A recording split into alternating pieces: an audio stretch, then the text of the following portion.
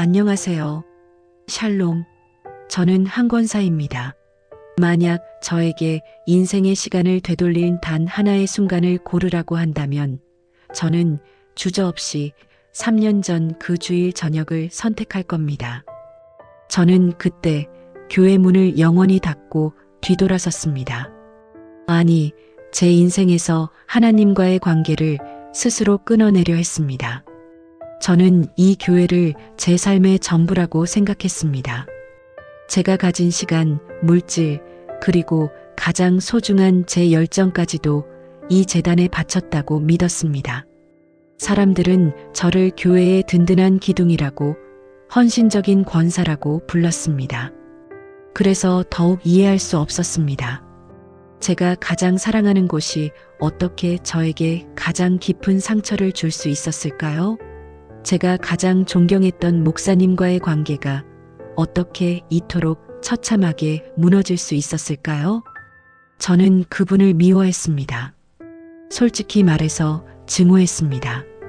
제 평생 가장 거룩해야 할 장소에서 제 마음은 가장 추악하고 더러운 감정으로 가득 찼습니다. 누군가를 그렇게 미워해 본 적이 없었고 그 대상이 제가 존경하던 목회자라는 사실은 저를 더 고통스럽게 만들었습니다. 저의 눈물은 원망과 분노였습니다. 제 기도는 축복이 아니라 그분을 향한 심판의 기도였습니다. 저는 확신했습니다. 내가 옳다. 목사님이 잘못했다. 정의는 내 편이다. 하지만 그 확신이 저를 구원해 주지는 못했습니다. 오히려 그 확신은 저를 외롭게 만들었습니다. 제가 목사님을 정죄할수록 제 마음은 하나님으로부터 멀어지는 것을 느꼈습니다.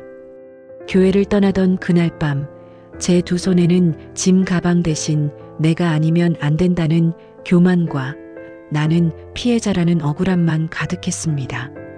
성전 문을 박차고 나오는데 제 뒤에서 누군가 저를 부르는 것 같았습니다.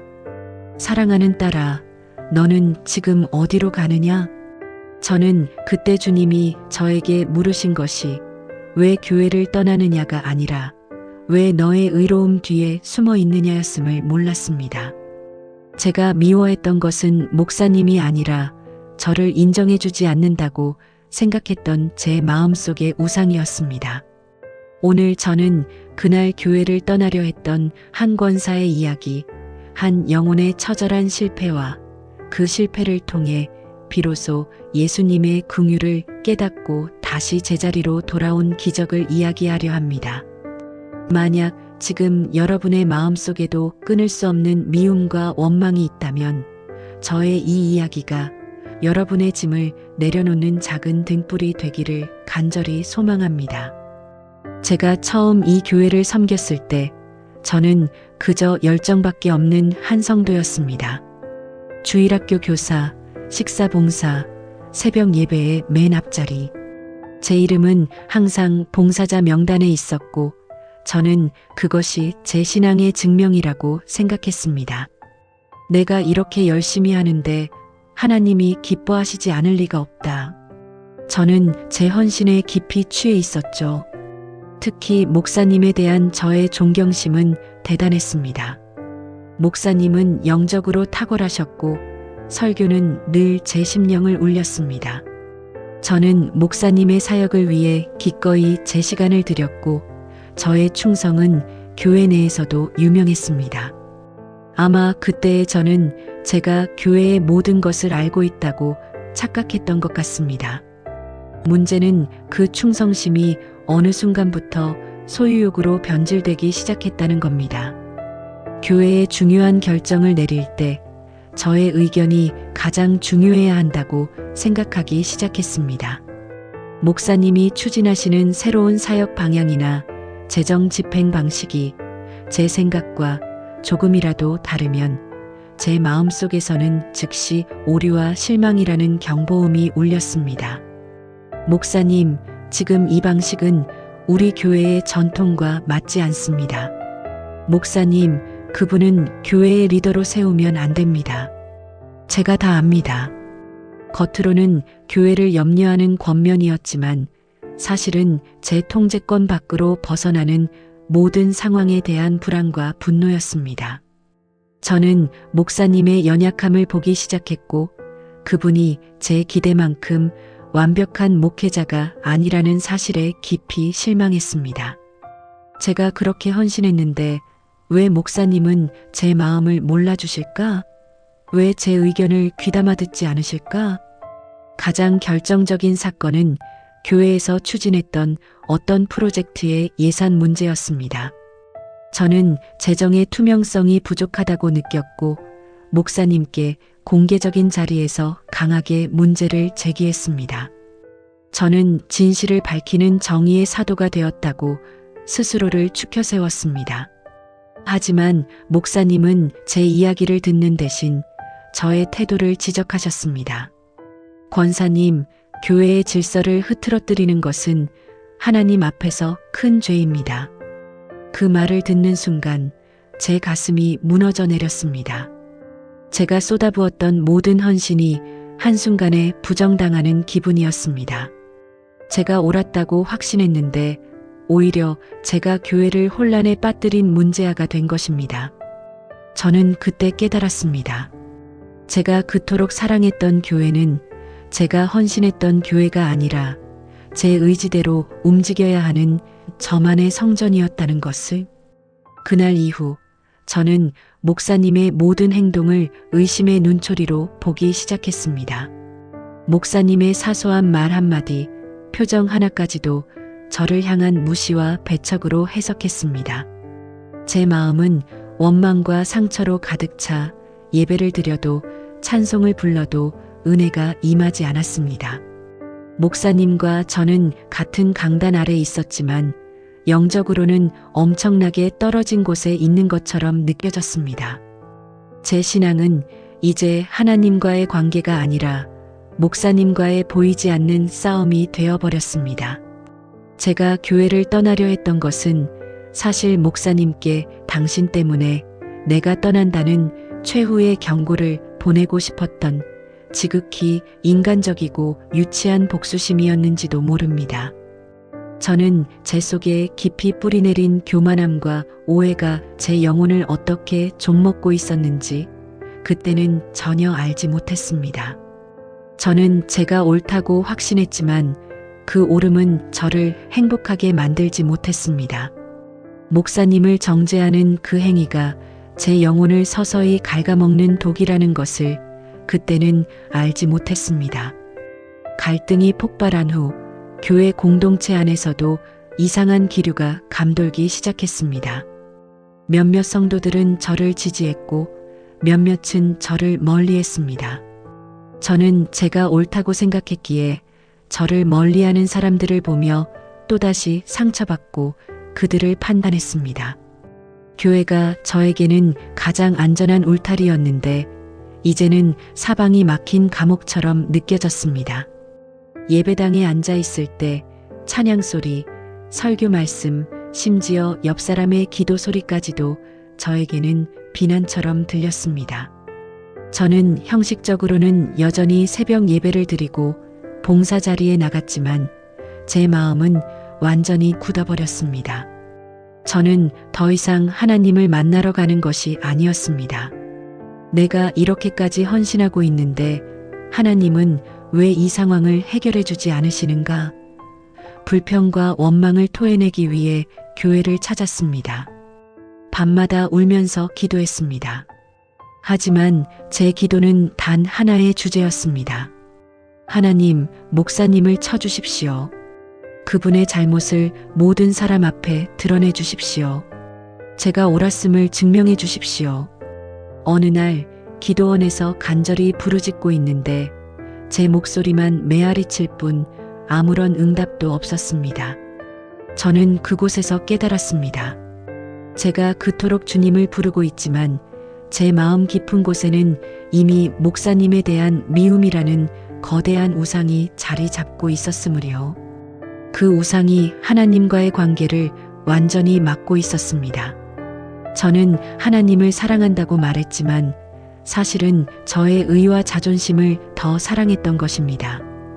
그때부터는 기도조차 할 수 없었습니다. 말씀을 펴도 글자가 눈에 들어오지 않았습니다. 영적인 갈증이 극심해졌습니다. 제 신앙의 기초가 송두리째 흔들렸습니다. 내가 그토록 열심히 믿어왔던 것이 고작 이것이었나? 이 교회가 아니라면 내 신앙은 아무것도 아니란 말인가? 라는 질문이 저를 괴롭혔습니다. 모든 것이 무의미하게 느껴졌습니다.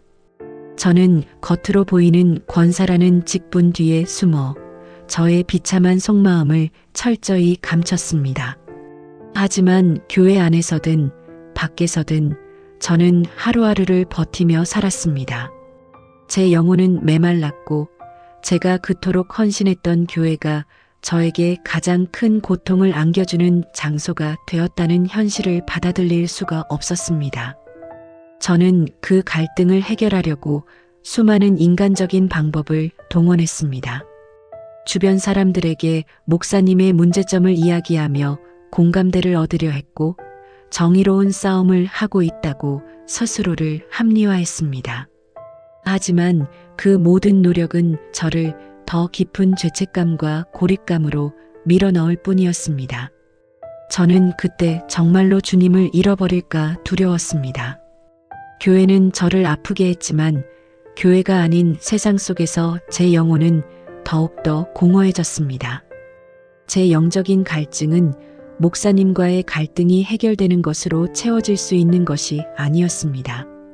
그것은 하나님과의 단절에서 오는 생명의 근원을 잃어버린 목마름이었습니다. 그 깊은 고통 속에서 저는 마침내 깨달았습니다. 이 모든 싸움은 목사님과의 싸움이 아니라 저의 교만과 싸우는 영적인 전쟁이었다는 것을요. 그리고 저는 그 전쟁에서 처참하게 패배하고 있었습니다. 저는 그 절망의 끝에서 마침내 바닥을 쳤습니다. 더 이상 버틸 힘이 없었습니다. 제가 가진 모든 의로움과 열심이 결국 제 영혼을 죽이는 독이었음을 인정해야만 했습니다. 그때 저는 교회를 떠나기로 결심하고 짐을 싸기 시작했습니다. 마지막으로 짐을 정리하던 날, 제 서랍 깊은 곳에서 빛바랜 사진 한 장을 발견했습니다. 10몇 년 전 제가 처음 이 교회의 권사로 임직하던 날의 기념사진이었습니다. 사진 속에는 환하게 웃고 있는 저와 제 어깨에 손을 얹고 축복해 주시던 목사님이 계셨습니다. 그 사진을 보는 순간 제 머릿속을 스치는 생각이 있었습니다. 내가 저분을 왜 미워했지? 저는 목사님의 사역 방식이 틀렸다고 생각했지만 제 마음속 깊은 곳에서는 목사님이 저의 죄를 건드렸기 때문에 미워하고 있었다는 것을 깨달았습니다. 목사님은 저의 헌신 뒤에 숨겨진 교만을 보셨고 저의 열심이 주님을 향한 것이 아니라 나 자신을 위한 인정 욕구임을 지적하셨던 것입니다. 바로 그때였습니다. 마치 망치로 제 머리를 얻어맞은 것 같았습니다. 하나님께서는 제가 그토록 읽지 않던 성경의 한 구절 마태복음 7장 3절을 제 마음속에 강력하게 새겨주셨습니다. 어찌하여 형제의 눈 속에 있는 티는 보고 내 눈 속에 있는 들보는 깨닫지 못하느냐. 저는 목사님의 눈 속에 있는 작은 티끌을 가지고 온 세상을 시끄럽게 만들었습니다. 하지만 정작 제 눈 속에 박혀있던 거대한 들보, 바로 남을 정죄하는 죄는 보지 못했습니다. 저는 제가 피해자라고 생각했습니다. 하지만 사실은 제가 그분을 판단하고 미워하고 공동체를 분열시키려 한 가해자였습니다. 그날 밤 저는 교회로 달려갔습니다. 물론 짐을 싸서 떠나려던 그날 밤이었습니다. 저는 성전의 맨 뒷자리에 무릎 꿇고 앉았습니다. 그리고 단 하나의 기도만 했습니다. 주님, 제가 죄인입니다. 제가 가해자였습니다. 저의 교만을 용서해 주십시오. 제가 목사님을 미워했던 만큼 저의 죄는 더 컸습니다. 그분이 저의 기대를 충족시켜주지 못했다는 이유로 저는 그분의 사역 전체를 부정하려 했습니다. 제가 헌신했던 모든 것이 수포로 돌아간다고 느꼈을 때 저는 그분에게 복수하려 했습니다. 저는 주님께서 저를 위해 십자가를 지신 그 사랑을 입으로만 고백했을 뿐 제 삶에서는 전혀 실천하지 못하고 있었습니다. 그때 저의 입에서 회개의 통곡이 터져 나왔습니다. 저는 목사님을 미워했던 것이 아니라 목사님을 통해 저의 연약함과 죄를 드러내신 하나님을 미워하고 있었던 것입니다. 저의 이기심과 교만을 부인하고 무너져야 했던 그 순간을 거부하며 저는 하나님과의 관계를 스스로 끊어냈습니다. 성전의 차가운 바닥에서 저는 비로소 깨달았습니다. 용서는 그 사람이 받을 자격이 있어서 하는 것이 아니라 제가 살기 위해 반드시 해야 하는 생존의 문제라는 것을요. 저를 용서하신 하나님의 사랑이 너무나 크고 완전했기에 그 사랑 앞에서 저는 더 이상 그분을 미워할 수 없었습니다. 제 마음에 박혀있던 증오의 칼날이 녹아내리고 그 자리에 뜨거운 감사의 눈물이 흘렀습니다. 저는 그날 목사님에게 사과하기 이전에 하나님께 진정한 회심의 고백을 드렸습니다.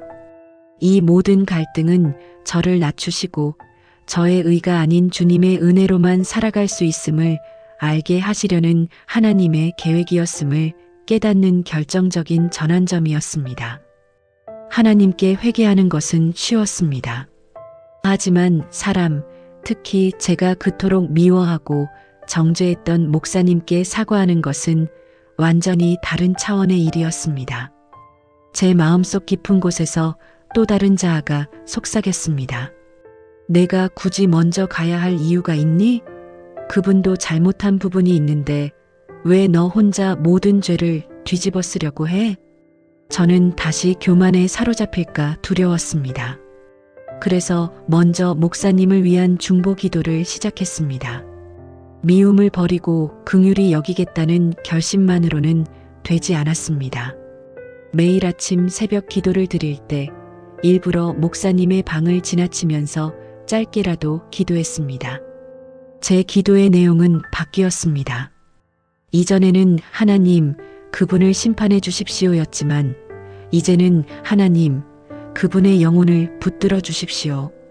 저의 죄로 인해 상처받지 않게 지켜주십시오였습니다. 하지만 사과를 미룰수록 불안은 커졌습니다. 성경 말씀이 저를 찔렀습니다. 마태복음 5장 23절 그러므로 예물을 제단에 드리다가 거기서 내 형제에게 원망들을 만한 일이 있는 것이 생각나거든 예물을 제단 앞에 두고 먼저 가서 형제와 화목하고 그 후에 와서 예물을 드리라. 제가 아무리 새벽 제단에 엎드려도 목사님과의 관계가 막혀 있는데 제 기도가 하나님께 상달될 수 없다는 강력한 깨달음이 왔습니다. 저는 며칠 밤을 고민한 끝에 용기를 내어 편지를 썼습니다. 직접 만나 뵙고 싶었지만 혹시라도 목사님께서 저를 피하실까봐 두려웠습니다.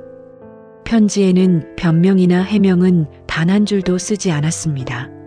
오직 제 교만함, 제 판단, 그리고 목사님을 향한 증오심이 얼마나 큰 죄였는지에 대한 회개와 용서를 구하는 내용만 담았습니다. 제가 그동안 목사님을 얼마나 괴롭게 했는지 생각하며 펜을 든 손이 떨렸습니다.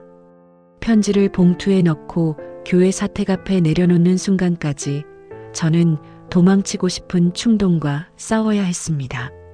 그 후 일주일 동안 저는 하루하루가 지옥 같았습니다. 목사님의 반응이 두려웠습니다. 혹시 당신 같은 권사가 나에게 상처를 주었다며 저를 비난하시면 어쩌지? 아니면 아무 반응 없이 저를 투명인간 취급하시면 어쩌지? 끊임없이 사탄의 시험과 옛 자아가 저를 공격했습니다. 저는 주님께 매달렸습니다. 이 과정에서 저는 제 의지가 얼마나 연약한지 다시 한번 깨달았습니다. 용서하는 것도 사과하는 것도 모두 제 힘으로는 불가능한 일이었습니다. 결국 목사님께서는 주일 저녁에 짧게 문자를 보내셨습니다. 권사님, 내일 잠깐 저를 찾아와 주시겠습니까? 저는 심장이 멎는 것 같았습니다. 이제 정말 피할 수 없는 순간이 왔습니다. 다음 날 목사님 실 앞에서 문을 열기 직전 저는 마지막으로 기도했습니다. 주님, 제가 사과하는 것이 아니라 주님의 용서를 전하는 통로가 되게 해주십시오. 문이 열리고 목사님을 뵙는 순간 저는 목사님의 얼굴에서 예상했던 분노나 경계심이 아니라 피곤하고 지친 영혼의 그림자를 보았습니다. 그분이 저 때문에 얼마나 마음고생을 하셨을지, 얼마나 홀로 외롭게 버티셨을지 그제야 깨달았습니다. 저는 준비했던 모든 말을 잊고 무릎부터 꿇었습니다. 목사님, 제가 죽을 죄를 지었습니다. 목사님을 미워하고 판단한 저의 교만을 용서해 주십시오. 제가 교회를 힘들게 했습니다. 그때부터는 오직 회개의 눈물만 흘러나왔습니다. 저는 제 의를 주장했던 지난 시간들을 모두 쏟아냈습니다. 목사님은 아무 말씀 없이 제 회개를 들어주셨습니다. 그 침묵 속에서 저는 하나님의 용서를 느꼈습니다. 제가 무릎 꿇고 흐느끼며 죄를 고백했을 때 목사님께서는 한참 동안 아무 말도 하지 않으셨습니다. 저는 그 침묵이 제게는 천국 같았습니다. 제 모든 짐이 그 무거운 침묵 속에서 벗겨지고 있음을 느꼈습니다. 이윽고 목사님께서 천천히 입을 여셨습니다. 목사님의 목소리는 떨리고 있었습니다. 권사님, 제가 오히려 용서를 구해야 합니다. 사실은 저도 권사님의 그 충고들 때문에 얼마나 외로웠는지 모릅니다. 권사님의 헌신 뒤에 있는 열정을 보지 못하고 저의 권위를 지키려는 연약함이 있었습니다. 저도 완전한 목회자가 아닙니다. 저 역시 사람들의 시선과 비난이 두려웠고 하나님의 뜻이 아니라 제 계획대로 사역을 밀어붙이려 했던 교만이 있었습니다. 권사님의 그 고통이 저의 연약함에서 비롯되었음을 고백합니다. 그때 저의 무너짐이 목사님의 무너짐으로 이어졌습니다. 제가 죄인임을 고백했을 때 목사님도 자신의 연약함을 고백하셨습니다. 우리는 더 이상 옳고 그름을 따지는 권사와 목사님이 아니었습니다. 그저 십자가 앞에서 함께 죄인임을 고백하는 두 영혼이었습니다. 우리는 그 자리에서 함께 눈물을 흘리며 서로를 용서했고 부둥켜 안았습니다. 그 눈물의 포옹 속에서 저는 진정한 치유가 무엇인지 깨달았습니다. 치유는 상대방이 완벽해지는 것이 아니라 나의 교만을 내려놓고 상대방의 연약함을 긍휼히 여기는 것에서 시작된다는 것을요. 저의 이 회개와 목사님과의 화해는 단순히 두 사람의 관계 회복으로 끝나지 않았습니다. 교회 공동체 전체에 소문이 퍼지기 시작했습니다. 저희의 갈등 때문에 마음고생했던 성도들은 저희가 서로를 용서하고 다시 손을 잡았다는 소식에 눈물을 흘렸습니다. 갈등 때문에 조용히 교회를 떠났던 분들도 다시 돌아오기 시작했습니다. 저는 이제 예전의 권사가 아닙니다. 이전에는 제 열심과 의로움으로 사람들을 정죄했지만 이제는 주님의 긍휼로 사람들을 안아주려고 노력합니다. 교회에 어려움이 있을 때 저는 이제 가장 먼저 기도하는 자리를 지킵니다. 제 판단이 아닌 주님의 뜻을 구하기 위해서입니다. 하나님께서는 이 지독한 갈등을 통해 저에게 가장 큰 축복을 주셨습니다. 그것은 바로 교회의 주인은 제가 아니라 예수 그리스도이시다라는 확신입니다. 제가 모든 것을 내려놓고 주님의 품으로 돌아왔을 때 하나님께서는 잃었던 관계와 평안을 은혜로 다시 채워주셨습니다. 저는 이제야 진정한 봉사가 무엇인지 배웁니다. 그것은 남에게 인정받으려는 노력이 아니라 그저 묵묵히 주님께서 맡기신 자리를 지키는 기쁨의 순종임을 깨달았습니다. 저의 삶은 완전히 변화되었습니다. 과거에는 늘 불안했고 사람들의 시선에 갇혀 살았습니다. 하지만 이제는 주님 안에서 평안과 자유함을 누립니다. 가장 큰 열매는 목사님과 권사님이라는 직분 위에 그리스도 안에서 서로 사랑하는 형제자매가 되었다는 사실입니다. 사랑하는 시청자 여러분, 저의 이 간증은 한 권사가 얼마나 대단한 헌신을 했는지에 대한 이야기가 아닙니다. 오히려 한 영혼의 교만과 실패, 그리고 그 실패를 역전시키신 하나님의 놀라운 은혜에 대한 이야기입니다. 저는 저의 의로움을 붙들고 교회를 떠나려 했지만 주님은 저를 다시 붙잡아 주셨습니다. 제가 미워했던 그분의 모습은 사실 제 마음속의 죄악을 비추는 거울이었습니다. 그 거울을 깨뜨린 것은 저의 힘이 아니라 십자가의 완전한 사랑이었습니다. 용서는 받는 사람을 위한 선물이 아닙니다. 용서는 그 증오와 미움의 감옥에 갇힌 나 자신을 해방시키는 주님의 은혜입니다. 제가 겪은 이 모든 고난은 결국 저를 십자가 앞으로 다시 인도하는 훈련이었습니다. 우리는 연약한 인간이기에 실수하고 넘어집니다. 목회자도 성도도 모두 실수합니다. 하지만 그 모든 연약함을 덮고도 남을 만큼 주님의 사랑은 크고 완전합니다. 하나님을 살아계십니다. 감사합니다.